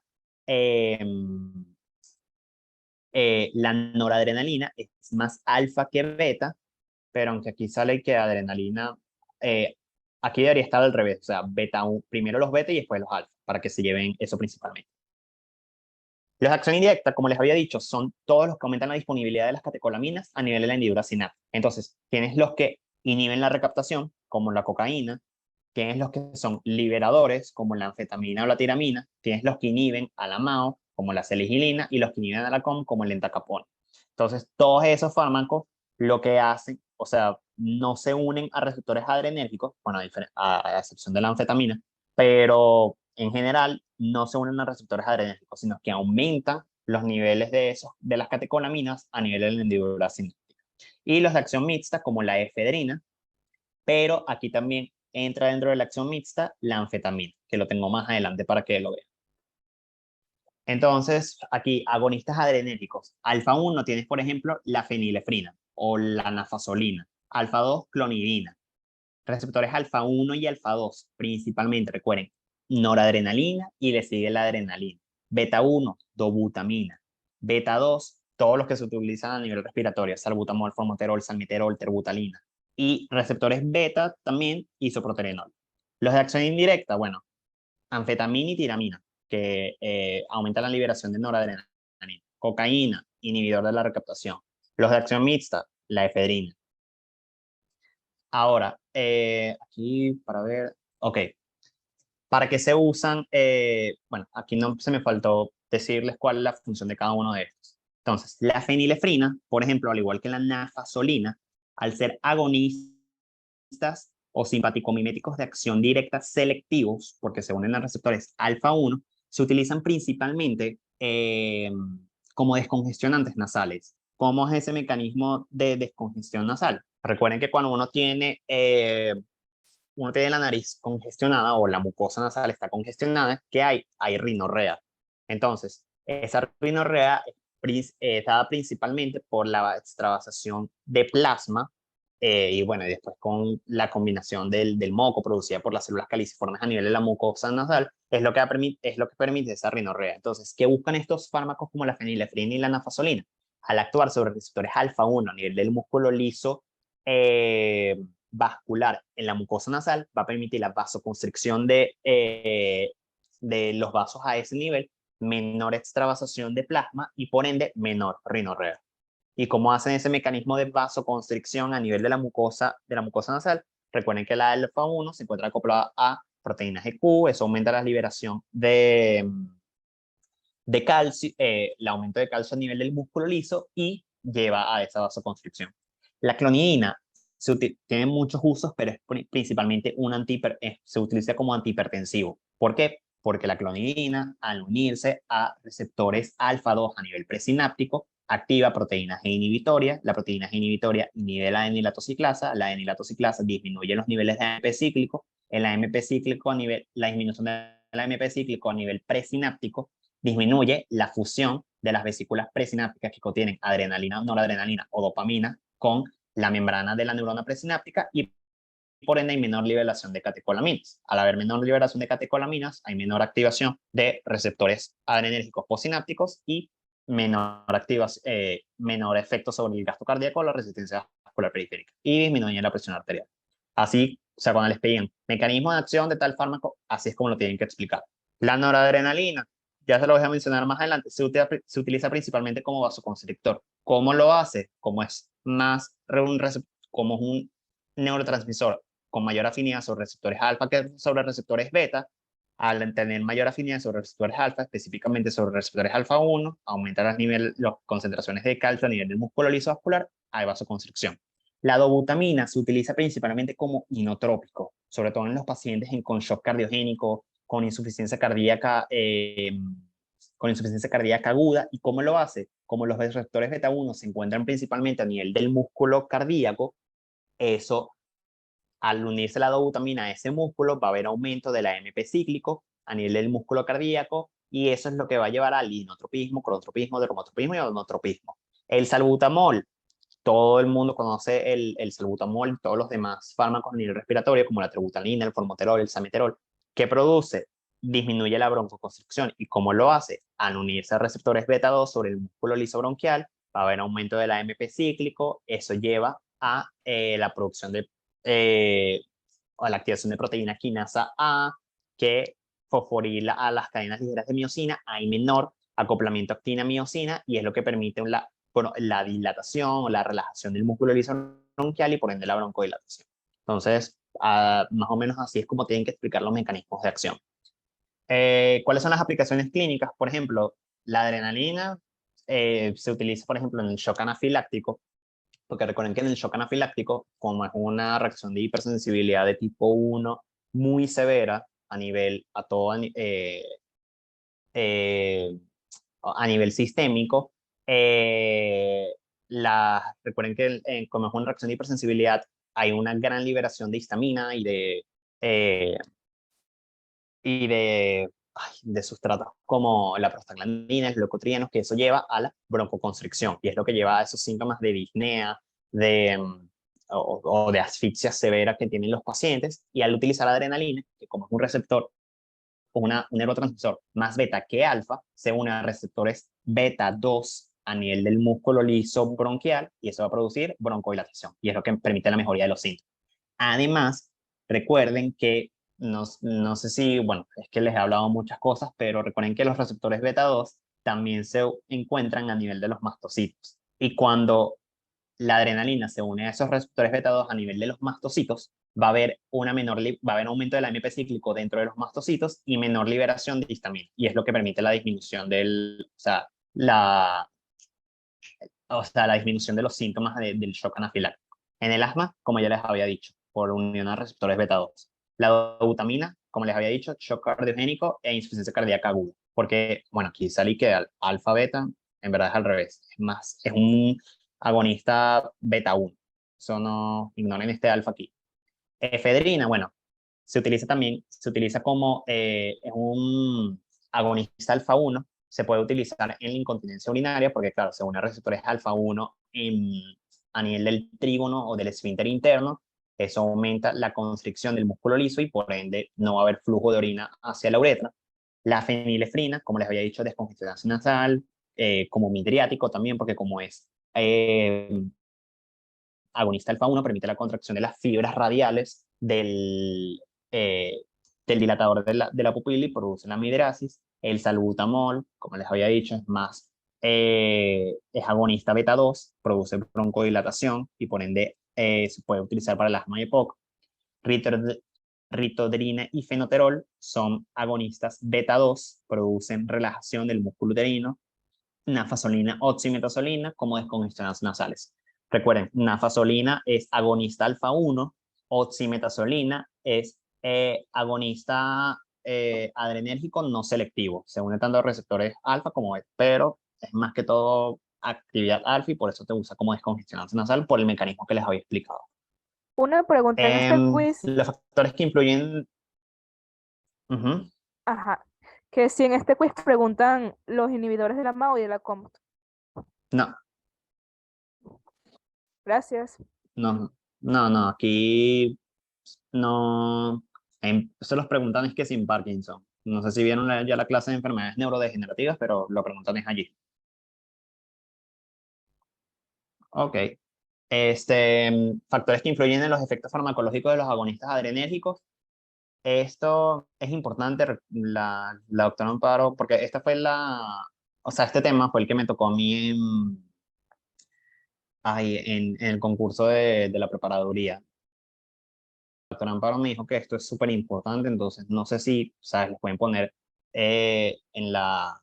como una pregunta de redacción, tipo, explique los factores que influyen en el efecto farmacológico de los agonistas adrenérgicos. Entonces, son estos tres mecanismos: la selectividad de la acción por los receptores. ¿Cómo explican eso? Bueno, dependiendo del neurotransmisor que se esté utilizando o del fármaco agonista que se esté utilizando, se va a tener una mayor actividad alfa o beta. Por ejemplo, la noradrenalina, al ser una catecolamina endógena, agonista adrenérgica no selectiva, porque se une tanto a receptores alfa como receptores beta, pero ella tiene mayor afinidad por receptores o mayor selectividad por receptores alfa, y por ende se explican sus efectos. Ejemplo, a nivel vasoconstrictor. La dosis empleada, también por el mismo mecanismo. Si bien la noradrenalina a dosis bajas tiene mayor selectividad por receptores alfa que por receptores beta, a medida que tú aumentas las concentraciones de noradrenalina, la selectividad ya no solo se queda contenida sobre receptores alfa, sino también que se desplaza a receptores beta, por ejemplo. Y los mecanismos reflejos de compensación. Recuerden que cuando hay vasoconstricción, o sea, la presión arterial es igual al gasto cardíaco más por la resistencia vascular periférica. A mecanismo de compensación, cuando aumenta la resistencia vascular periférica, ya por vasoconstricción, un mecanismo de compensación para que la presión arterial no aumente tanto es actuar sobre, por ejemplo, el gasto cardíaco. ¿Y eso cómo lo hace? Induciendo bradicardia. Lo mismo pasa cuando hay vasodilatación. Cuando hay vasodilatación, disminuye la resistencia vascular periférica y eso llevaría a una disminución de la presión arterial. Pero como mecanismo compensatorio para mantenerla, aumentarías el gasto cardíaco a través de taquicardia, porque eso aumentaría el volumen sistólico y se mantiene la presión arterial. Entonces, es importante que sepan explicar estos tres mecanismos, como ya les había dicho, la selectividad, la dosis empleada y el mecanismo reflejo de compensación. Bueno, la adrenalina, sus efectos a nivel del músculo liso, bueno, relaja el músculo liso gastrointestinal, disminuye el tono y la amplitud de las contracciones espontáneas. El estómago se relaja y se contrae los esfínteres pilórico e ileocecal. Como ya les había dicho, en general lo que hace es disminuir la función gastrointestinal. Se van a explicar a través de qué tipo de receptores. Por ejemplo, la relajación del músculo liso gastrointestinal puede ser a través de receptores beta 2 por el mecanismo que ya les dije a nivel molecular, y la contracción de los esfínteres por el mecanismo también que les había dicho a nivel alfa 1, mientras que la relajación a través de receptores beta 2. A nivel del músculo liso uterino, induce principalmente relajación por unión a receptores beta 2. A nivel respiratorio, relajación del músculo liso bronquial a través de receptores beta 2. A nivel metabólico, como les había dicho también, la adrenalina y la noradrenalina son hormonas diabetógenas, aumentan el metabolismo del glucógeno y de las grasas, del glucógeno eh, a través de receptores beta 2, de las grasas a través de receptores beta 3. Fíjense que como les pongo hiperglicemia beta 2, y los efectos a nivel del sistema nervioso central, bueno, alteran la función cerebral y la conducta, ansiedad y debilidad. Bueno, la adrenalina se administra únicamente cuando un poquito con la farmacocinética, se administra únicamente a través de vía intravenosa, porque bueno, si la administras por vía oral se degrada no solo por el ácido gástrico, sino también que lo poco que se pueda reabsorber es sustrato de las enzimas como la monoaminoxidasa y la catecol o metiltransferasa ubicadas a nivel hepático. Entonces simplemente la biodisponibilidad es muy, muy baja.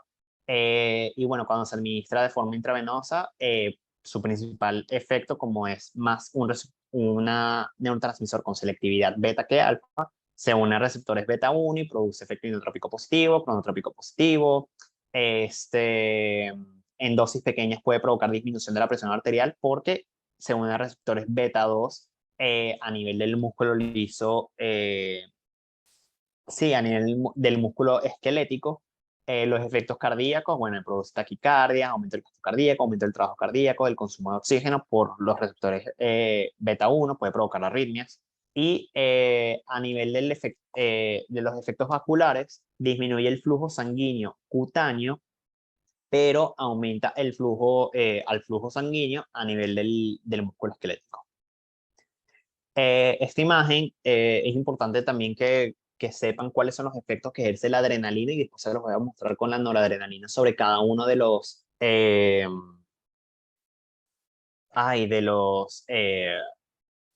de estos efectos cardiovasculares. Por ejemplo, a nivel de la presión sistólica la ve incrementada porque la adrenalina, recuerden, como tiene mayor selectividad por beta que por alfa, se une a receptores beta 1. Al unirse a receptores beta 1 produce inotropismo positivo. Al producir inotropismo positivo va a haber aumento de la frecuencia cardíaca y del volumen sistólico, que eso aumenta el gasto cardíaco y por ende aumenta la presión arterial, principalmente la sistólica. La diastólica está reducida cuando tú das dosis pequeñas de adrenalina. ¿Por qué? Porque se une a receptores, tiene mayor selectividad por receptores beta, en este caso receptores beta 2 a nivel del músculo, liso, en los vasos sanguíneos a nivel Músculo de los esquelético. músculos y del músculo esquelético, y eso va a producir la caída de la resistencia vascular periférica y por ende disminución de la presión arterial diastólica, pero a dosis muy altas, bueno, va a aumentar la presión arterial diastólica porque va a adquirir ahora selectividad por receptores alfa, específicamente alfa 1. La presión media no se modifica, la frecuencia cardíaca se incrementaba, como les dije, el gasto cardíaco se incrementa y la resistencia periférica en dosis pequeñas se ve reducida, pero en dosis altas, fíjense cómo tiene mayor predomina el efecto vascular alfa y aumento de la presión diastólica. Las indicaciones de la adrenalina, bueno, es una droga que se utiliza principalmente se utiliza únicamente en situaciones de emergencia, como por ejemplo, uno de los mayores usos es durante el paro cardiorrespiratorio. El paciente que se encuentra en paro, ya sea por un ritmo desfibrilable o no desfibrilable. Ustedes ven, bueno, no sé si lo han visto alguna vez, yo sé que ustedes no hacen guardia ni nada de eso, pero si alguna vez han entrado en trauma shock ahí en la emergencia del Vargas y han visto un paciente en paro, fíjense, ven que cada 3 a 5 minutos administran una ampolla de adrenalina. No siempre, pues, pero porque se administran hasta 3 dosis, pero se utiliza principalmente para eso, porque como la adrenalina en el paro, como la función cardíaca está deprimida, Al tú administrar adrenalina, que tiene mayor selectividad por receptores beta que por receptores alfa, específicamente, ya sea receptores beta 1 o beta 2, pero en este caso receptores beta 1, que se encuentran principalmente a nivel del corazón, aumenta la función, todas las funciones intrínsecas del corazón y permite o trata de revertir el paro. Se usa como para reacciones anafilácticas agudas, para el broncoespasmo, por el mecanismo que ya les había dicho, como es más selectivo por beta que por alfa, en este caso receptores beta 2 a nivel del músculo liso bronquial, bueno, aumenta la broncodilatación, y se puede utilizar como anestésico local. Por ejemplo, hay combinaciones que sí, lidocaína con adrenalina, que la lidocaína es un anestésico local, y al administrarse con adrenalina, en este caso la adrenalina, está como en concentraciones altas para tener más selectividad no solo por beta, sino por alfa, inducir vasoconstricción y permitir que la lidocaína permanezca más en el sitio y no sea barrida por la circulación e induzca mayor anestesia. ¿Cuáles son las reacciones adversas de la adrenalina? Bueno, hipertensión arterial, taquicardia, arritmias, vasoconstricción periférica, hemorragia cerebral, edema pulmonar, ansiedad, cefalea. Bueno, cada una de estas reacciones son explicadas por su selectividad a receptores beta o alfa, dependiendo de la concentración. Las contraindicaciones de la adrenalina, bueno, en verdad, aquí ponen estas contraindicaciones, sepan explicarlas, pero para la práctica diaria, en verdad, la adrenalina no tiene tantas contraindicaciones porque se usa en situaciones de emergencia y es más el beneficio que te da que el riesgo. O sea, si el paciente está en paro, tú no te vas a poner a ver tipo, ay, mira, este paciente tiene antecedentes de glaucoma de ángulo cerrado o tiene hipertiroidismo. O sea, si está en paro, tú primero tienes que salvarle la vida y después ves qué efecto tuvo sobre estas comorbilidades que tenga de base, pues. O sea, si el paciente, por ejemplo, con arterias, sí, por ejemplo, con el glaucoma de ángulo cerrado, entra en paro, o sea, tú no te vas a poner con que, bueno, si le doy adrenalina, puede ser un ataque glaucomatoso agudo, no. Tú le administras la adrenalina, lo sacas del paro y después ves si hay algún tipo de complicación con eso, pero es eso, es más el beneficio que el riesgo que te da. La farmacocinética, bueno, baja disponibilidad por vía oral, como les había dicho, porque tiene un metabolismo rápido a nivel del tracto gastrointestinal y el efecto del primer paso es importante por las enzimas que les había dicho. La vida media es muy corta, de 2 a 3 minutos, tiene un índice de acción muy rápido, se administra únicamente por vía parenteral, ya sea intravenoso o subcutánea. Y, eh, y ya, eso es lo más importante en cuanto a la farmacocinética.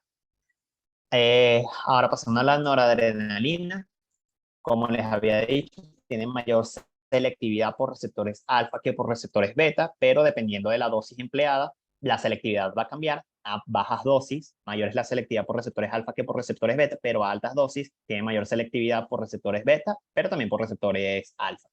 ¿Cuáles son las principales indicaciones de la noradrenalina? Bueno, todas aquellas enfermedades o todos aquellos cuadros que cursen con una caída de la resistencia vascular periférica. Por ejemplo, en el shock séptico, en el shock hipovolémico, porque tú lo que buscas es, tanto en el shock séptico como en el shock hipovolémico, lo que hay es una caída de la presión arterial. En el shock séptico, porque bueno, el proceso inflamatorio tremendo que hay en el shock séptico produce una vasodilatación sistémica extrema y con la noradrenalina, gracias a su selectividad alfa que beta, activa receptores alfa 1 a nivel del músculo liso vascular, produce vasoconstricción, la vasoconstricción aumenta la resistencia vascular periférica y eso aumenta la presión arterial. En el shock hipovolémico, también por el mismo mecanismo, porque tratas de aumentar por esa pérdida de volumen, ya sea por ejemplo, en un paciente quemado, en un paciente con una hemorragia masiva, tú lo que buscas es mantener esa resistencia vascular periférica alta, que eso permite tener la presión arterial en valores normales.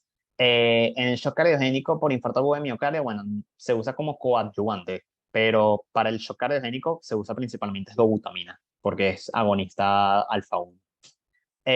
Ahora, lo mismo que con la adrenalina, cuáles son los efectos que tiene sobre las distintas presiones, la frecuencia cardíaca y el gasto cardíaco.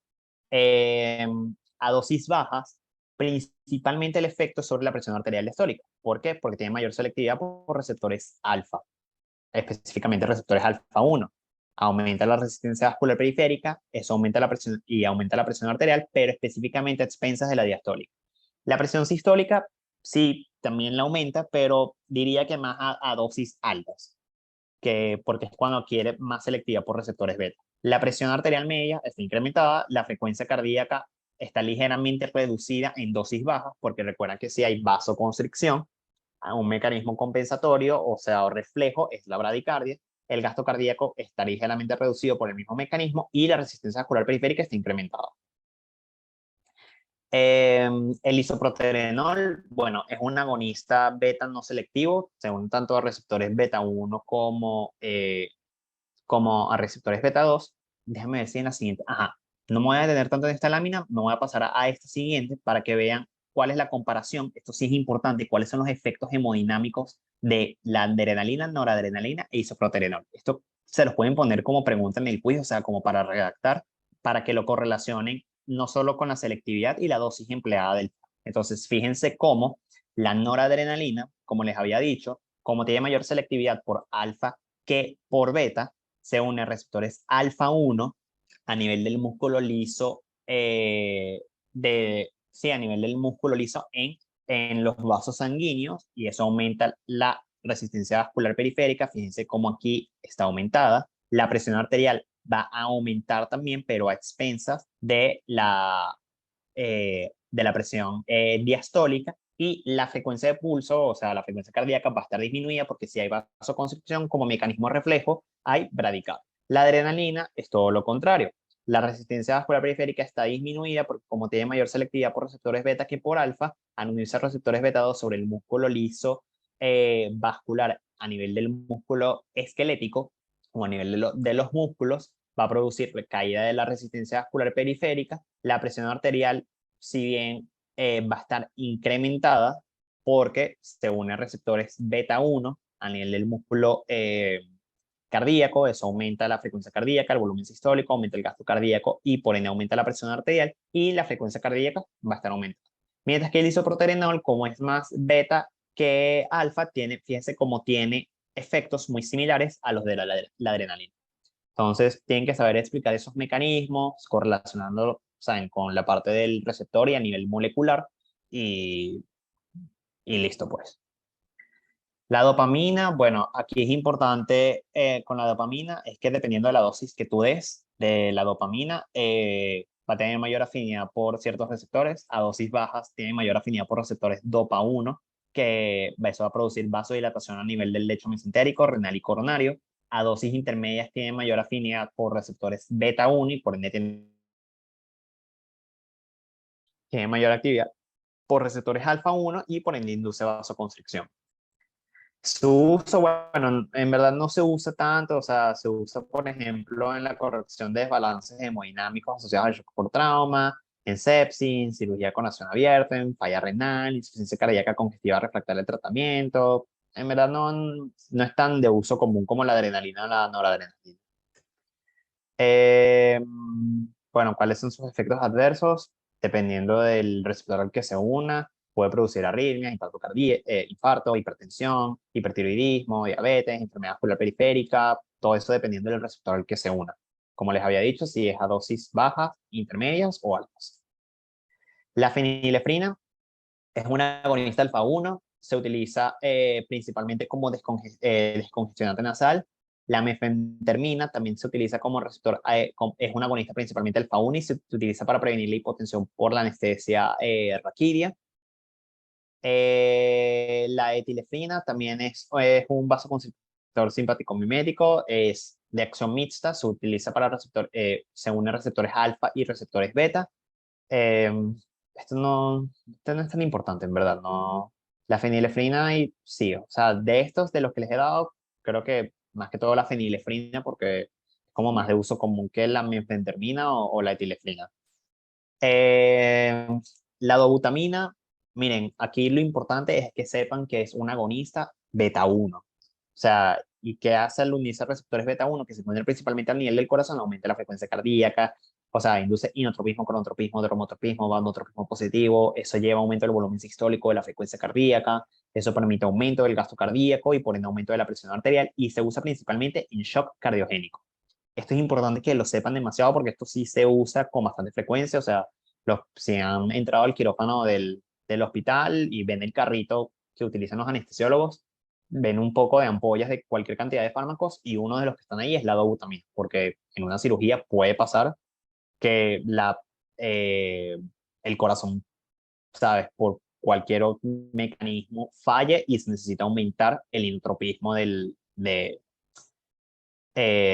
sí, el inotropismo. Y bueno, esto me lo preguntaron a mí en el quiz, cuando les pase foto lo van a ver, que utilizas para un paciente con shock cardiogénico y bueno, había que explicar todo ese mecanismo que les acabo de decir.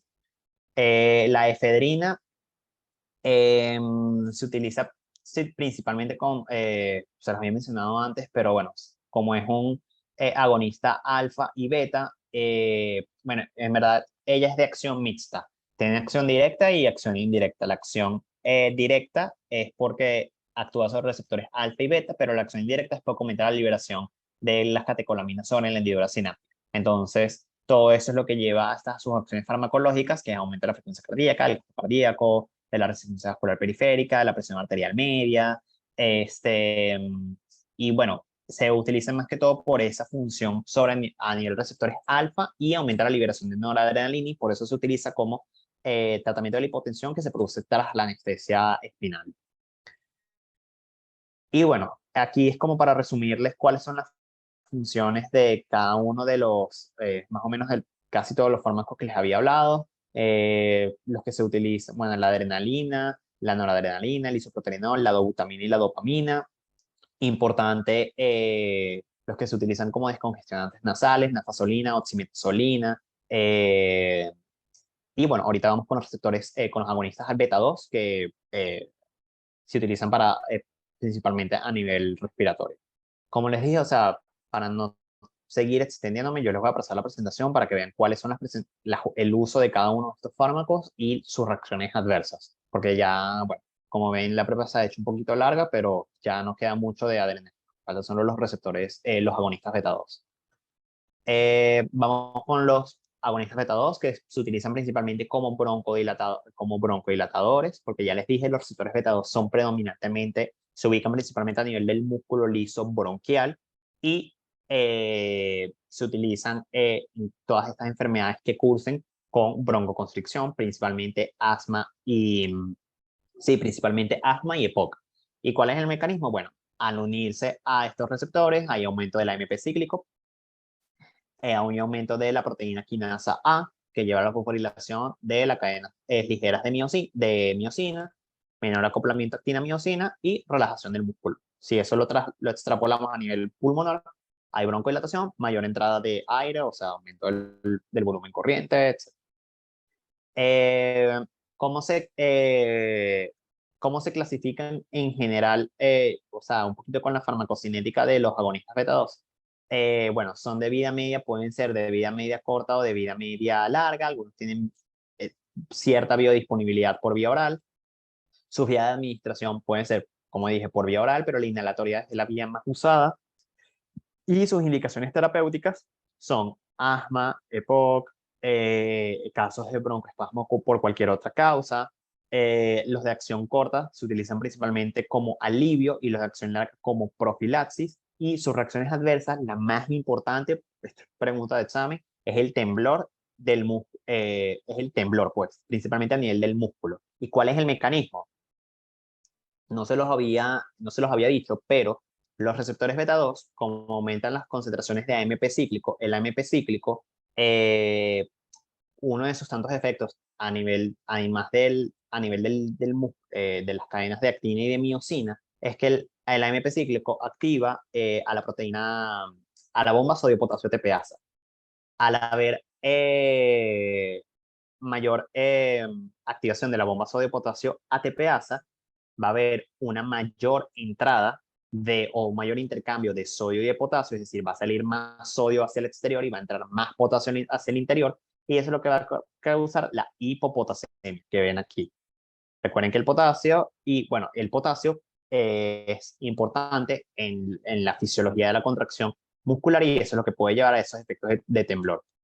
Y bueno, obviamente estos receptores beta, estos agonistas beta 2 a dosis altas adquieren ya no selectividad por solo beta 2, sino por receptores beta 1 y por ende puede tener como reacciones adversas taquicardia, arritmias, etc. Y bueno, y puede exacerbar o sea, puede generar hiperactividad bronquial, pero sabes, eso es en dosis muy, muy altas que, bueno, no suele suceder. Una ¿Cómo se preguntita. clasifican? Ajá, Ujú. es lo que te quería preguntar, si hay que aprenderse la clasificación de los fármacos en acción larga y acción corta.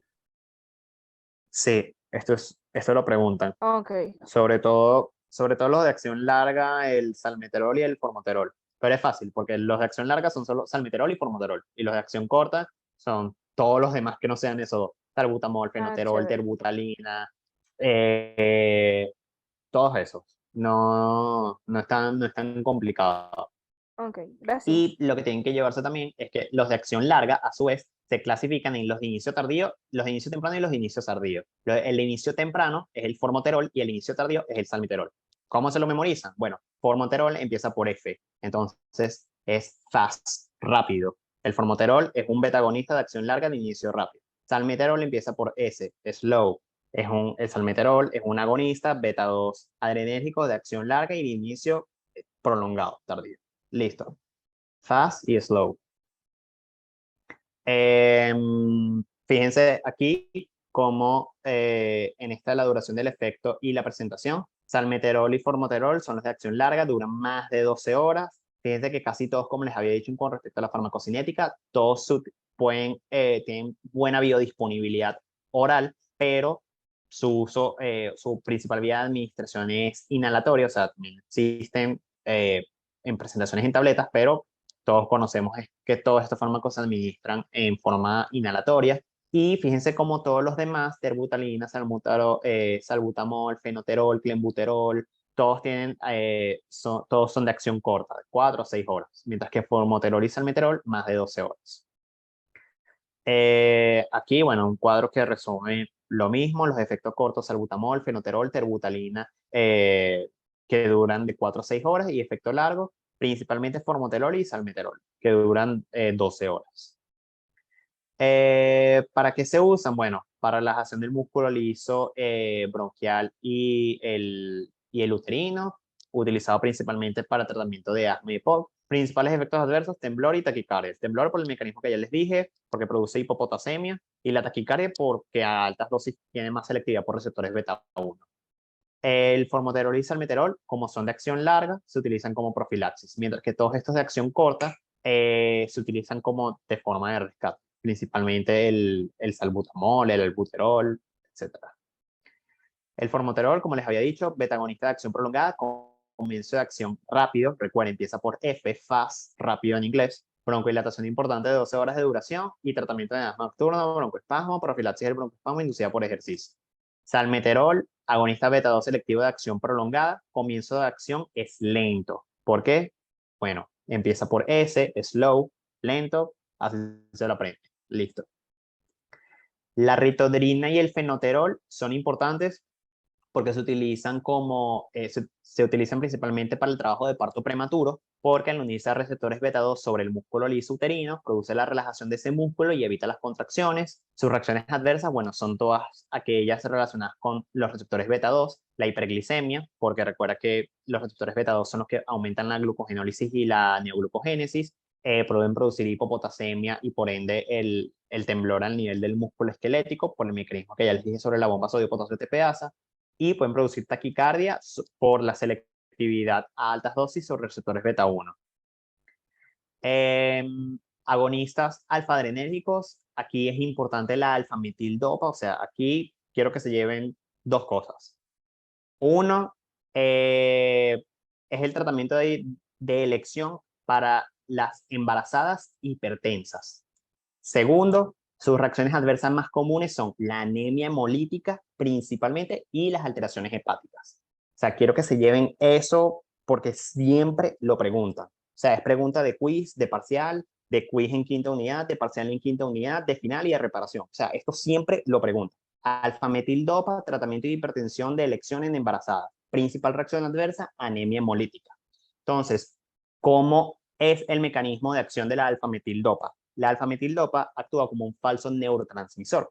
¿Por qué? Porque la alfa-metildopa puede ser sustrato de la dopamina descarboxilasa, que eso va a formar alfa-metildopamina. La alfa-metildopamina puede ser sustrato de la dopamina beta-hidroxilasa y eso va a formar alfa-metilnoradrenalina. La alfa-metilnoradrenalina, al liberarse a la hendidura sináptica, se une a receptores adrenérgicos, pero como es un falso neurotransmisor, tiene actividad intrínseca de 0 y eso inhibe la acción simpático-mimética.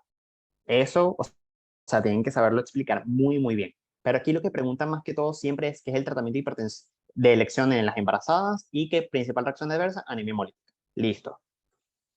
Clonidina, ya les había dicho, se utiliza también como antihipertensivo porque es agonista alfa-2 adrenérgico presináptico, inhibe la adenilatociclasa y disminuye la liberación de noradrenalina. Y bueno, se puede utilizar en la hipertensión y en el diagnóstico de feocromocitoma. ¿Y cuáles son un efecto adverso?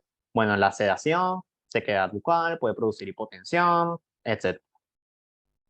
La anfetamina, como les había dicho, es un agonista adrenérgico de acción mixta porque actúa a nivel de cuatro procesos. Induce la liberación de adrenalina y de dopamina. Esa sería su acción indirecta. Se une a receptores de noradrenalina y dopamina, sería su acción directa. Inhibe la recaptación de dopamina y noradrenalina e inhibe el amado. Entonces, es de acción mixta porque tiene 3 funciones indirectas, porque induce la liberación, disminuye la recaptación e inhibe al amado, y tiene una acción directa, que puede unirse a receptores de adrenalina y noradrenalina a nivel postsináptico. Con que sepan eso, van perfecto, y bueno, por ende explicar cuáles son los efectos que harían.